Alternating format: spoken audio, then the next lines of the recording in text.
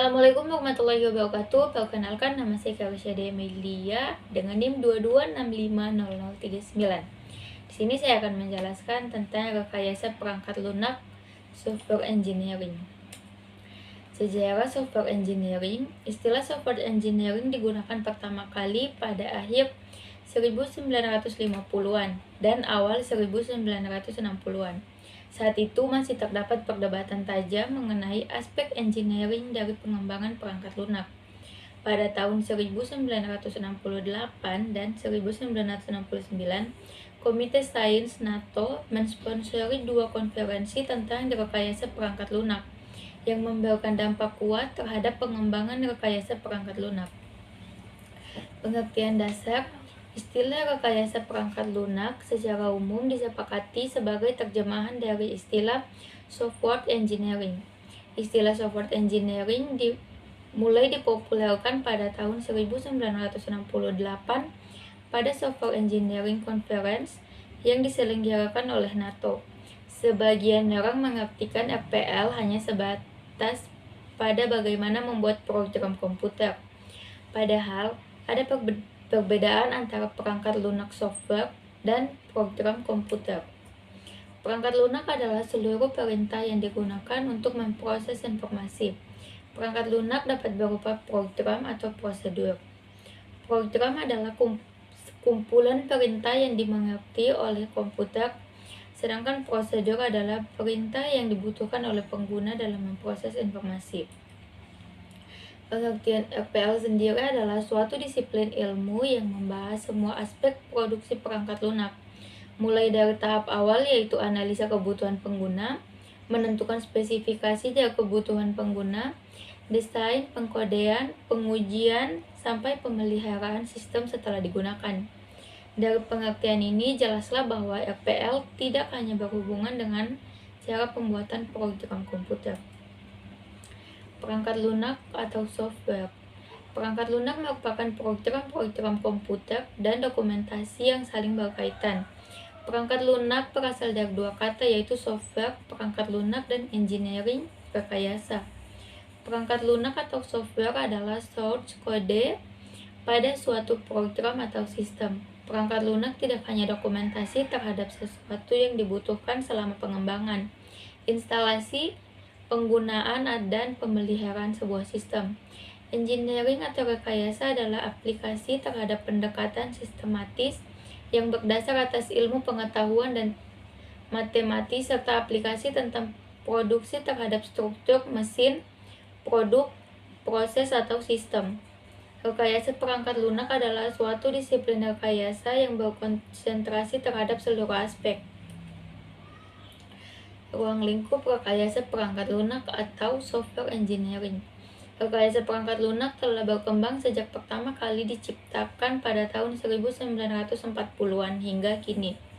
Fokus utama pengembangannya adalah untuk mengembangkan praktek dan teknologi untuk meningkatkan produktivitas para praktisi, pengembang perangkat lunak, dan kualitas aplikasi yang dapat digunakan oleh pemakai. Tujuan rekayasa perangkat lunak ada tiga, yaitu menghasilkan perangkat lunak yang berkualitas, menghasilkan perangkat lunak yang efisien, dan menghasilkan perangkat lunak tepat waktu.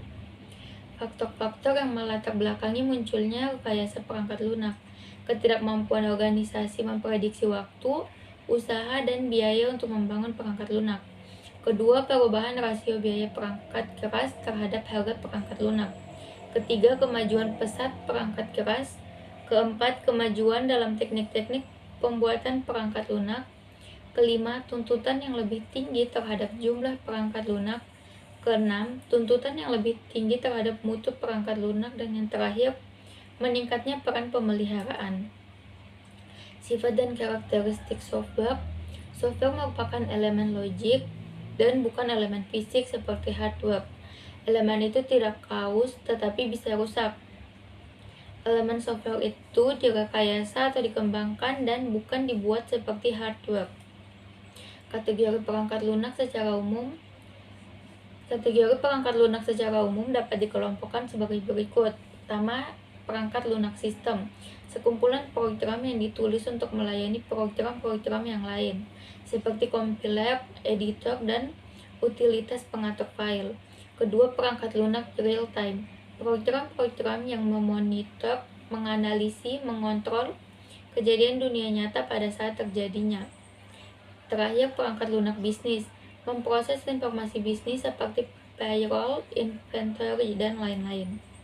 Perangkat lunak teknik dan ilmu pengetahuan ditandai dengan penggunaan algoritma number crunching. Embedded software, program yang ada dalam read-only dan dipakai untuk mengontrol hasil dan sistem untuk keperluan konsumen dan pasar industri. Perangkat lunak komputer personal, sesuai kebutuhan personal seperti pengolah data, angka, dan manajemen database. Perangkat lunak kecerdasan buatan, menggunakan algoritma non-numeris untuk memecahkan masalah kompleks yang tidak sesuai untuk perhitungan atau analisis secara langsung.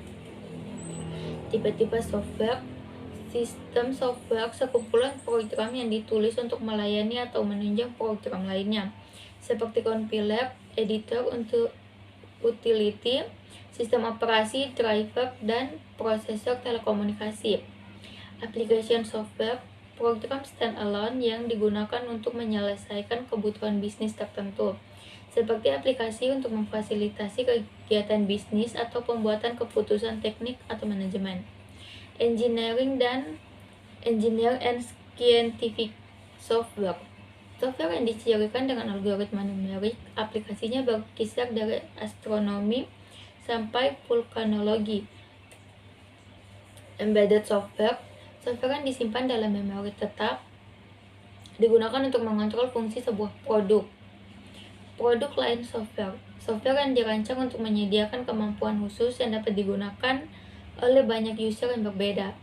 Web application, software yang berpusat pada jaringan.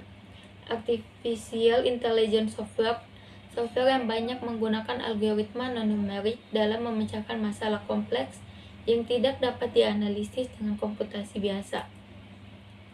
Mungkin itu saja yang dapat saya jelaskan. Bila ada salah kata mohon dimaafkan. Billahi taufiq wal hidayah. Wassalamualaikum warahmatullahi wabarakatuh.